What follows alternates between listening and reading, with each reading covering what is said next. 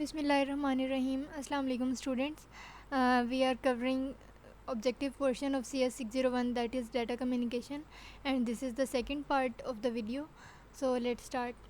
So the first MCQ is, in Ethernet the source address field in the MAC frame is the dash address. अब for suppose अगर Ethernet की हम बात करें तो इसमें जो सोर्स एड्रेस फील्ड है वो बेसिकली क्या डिनोट कर रहा होता है, सेंडर का लॉजिकल एड्रेस डिनोट कर रहा होता है, या अपने से पिछले स्टेशन का फ़िज़िकल एड्रेस बता रहा होता है, या अगला जो उसका रिसीवर है उसका डेस्टिनेशन एड्रेस बताता है, या सेंडर का सर्विस पोर्ट। तो अब हम इसको देखते हैं। तो इसका राइट ऑप्शन हमारे पास है कि जो प्रीवियस उसका स्टेशन होता है उसका फ़िज़िकल एड्रेस बता रहा होता है ईथरनेट में। अब नेक्स्ट एक MCQ हमारे पास है, to detect the 5 errors the Hamming distance between each pair of code words should be at least 4, 5, 11 और 6।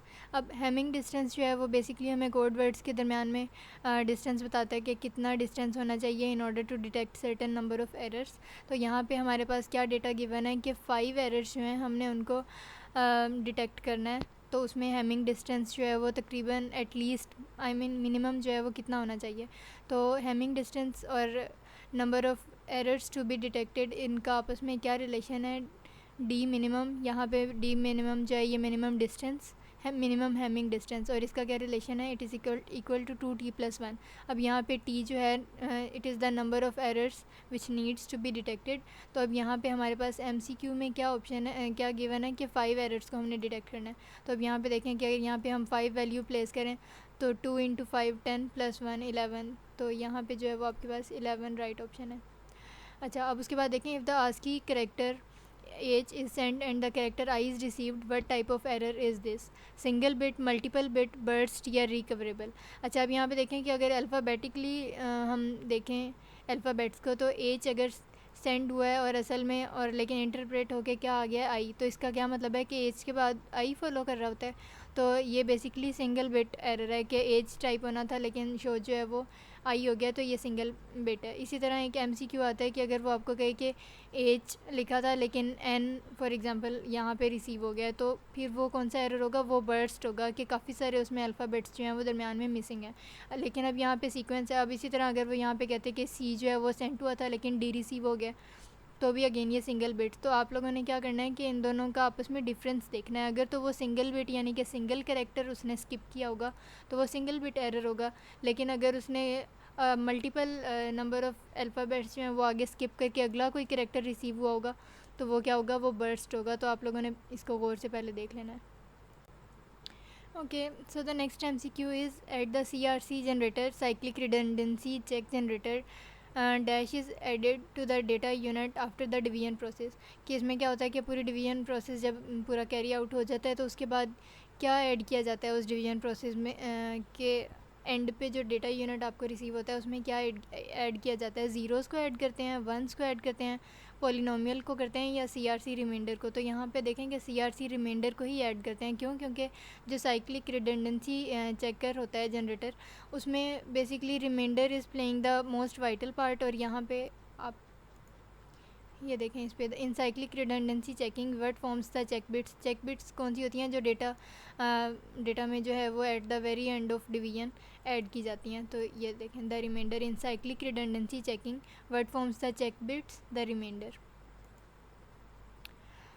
Okay, error control in the data link layer is based on. अब ये error control data link layer में किस पे base करता है, automatic repeat request, automatic repeat acknowledgement, या automatic send acknowledgement. So the correct option is automatic repeat request. क्यों? क्योंकि यहाँ पे देखें, error control is the in the data link layer is based on ARQ, that is automatic repeat request which is the retransmission of data. कि अगर data जो है वो करेक्टली ट्रांसमिट नहीं हुआ from the sender towards the receiver, तो क्या होगा कि एक ARQ जनरेट होगी in order to handle the error control. और वो ARQ बेसिकली क्या है, ऑटोमेटिक रिपीट रिक्वेस्ट। और वो किस चीज़ में हेल्पफुल प्रूव होगी, in the retransmission of data. तो अगर कोई बिट जो है वो डिफ़ॉल्ट उसमें फॉल्टी बिट है भी, तो वो error control automatic repeat request के थ्रू उसको डील कर लेगा। Okay, the next MCQ is, token bus has no commercial application in data communications. वैसे I am not very sure about it's answer, लेकिन ट्रू इन अ सेंस मुझे इसलिए लग रहा है क्योंकि अब जो टोकन बस है वो ऑलमोस्ट जो है वो ऑब्सोलीट हो गया डाटा कम्युनिकेशन एंड नेटवर्किंग में। अब टोकन बस जो है मोस्टली वो ज़्यादा यूज़ नहीं हो रहा होता, तो इसलिए इसका ट्रू है, but I am not very sure. आप लोग इसको एक बार दोबारा कंफर्म कर लीजिएगा। अच्छा, अब उसके बाद नेक्स्ट है HDLC इज़ एन एक्रोनाइम फॉर, अब ये किसका एब्रीविएशन है? High duplex line communication, high level data link control, half duplex digital link combination या होस्ट डबल लेवल सर्किट। सो इसका करेक्ट ऑप्शन है high level data link control. ये रहा, HDLC stands for high level data link control, ठीक है। अच्छा, अब हमारा नेक्स्ट MCQ है each station in the token ring regenerates the frame, के टोकन रिंग में हर रीजनरेट करता है। तो यहाँ पे देखें in a token ring local area network of frame is regenerated at each station, तो ये इसका करेक्ट ऑप्शन है। The next MCQ is the original Ethernet technology with the data rate of 10 megabits per second is called as dash। तो इसको हम slide से देखते हैं। The original ethernet technology with the data rate of 10 megabits per second is called standard ethernet. तो ये MCQ के point of view से काफ़ी इंपॉर्टेंट है कि स्टैंडर्ड ईथरनेट जो है वो 10 मेगाबिट्स पर सेकंड को एक तो फॉलो करता है और दूसरा ये कि ये ओरिजिनल ईथरनेट टेक्नोलॉजी है। अच्छा, अब उसके बाद नेक्स्ट है और normally the value of KMax in pure aloha is 10, 15, 25 और 30। सो ये देखें यहाँ पे normally the value of KMax in pure aloha is 5, 10, 15 और 20 and the correct option is 15। Next है आपके पास which one of the following is not a channelization protocol. अब ऊपर जो हमने एक बार स्लाइड देखी थी चैनलाइजेशन और रैंडम असेस और मल्टीपल असेस प्रोटोकॉल की, उसी से रिलेटेड है कि इनमें से चैनलाइजेशन प्रोटोकॉल कौन सा नहीं है। तो ये आपके पास देखें स्लाइड्स में 3 टाइप्स ऑफ प्रोटोकॉल्स हैं बेसिकली चैनलाइजेशन प्रोटोकॉल की, और एक ये आप लोग देख लीजिएगा कि चैनलाइजेशन प्रोटोकॉल जो है उसी को चैनल पार्टीशन भी कहते हैं, तो ये भी MCQ में आ सकता है। अच्छा, तो अब MCQ का अगर आंसर देखें तो ये 3 टाइप्स हैं आपके पास, frequency division, multiple access, time division, multiple access और कोड डिवीजन। तो आपके पास ये तीनों ऑप्शंस तो करेक्ट हैं, सिर्फ ये वाली जो है ये इनकरेक्ट है, तो this is the right option. अच्छा, अब उसके बाद है इन CSMA dash is the amount of time divided into slots. तो कंटेंशन विंडो जो है बेसिकली उसमें क्या होता है कि टाइम जो आपके पास गिवन है उसको स्लॉट्स में डिवाइड किया गया होता है, तो इसका आंसर जो है वो कंटेंशन विंडो है। अच्छा, नेक्स्ट है the term FTTC stands for. अब FTTC जो है ये किसका एब्रीविएशन है? Fibre to the curb. ये देखें आपके पास FTT stands for fibre to the curb, that is FTTC। और अब हम नेक्स्ट MCQ देखते हैं। ये हमारे पास लास्ट MCQ है in dash collisions are avoided by deferring the transmission even if the channel is idle. तो डेफरिंग का क्या मतलब होता है? Delaying the transmission.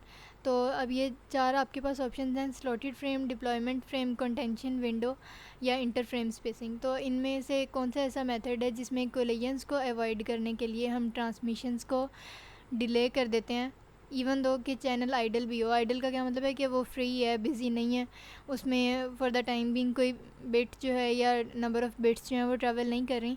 लेकिन इंटर फ्रेम स्पेसिंग में क्या होता है कि कोलिजन्स को अवॉइड करने के लिए हम ट्रांसमिशन को थोड़ी देर के लिए, थोड़े स्पेसिफिक इंटरवल के लिए डिले कर देते हैं, बेशक चैनल आइडल भी हो, और इससे क्या होता है कि आपके पास कोलिजन्स प्रिवेंट हो जाती हैं। ये स्लाइड्स में इसका प्रूफ है कि इंटर फ्रेम स्पेसिंग जो है, in inter frame spacing the collisions are avoided by deferring the transmission even if the channel is idle. So ये कुछ MCQs थे which are very important for the final term preparation of data communication. I hope you like the video. So please subscribe my channel and hit the bell icon. Thank you.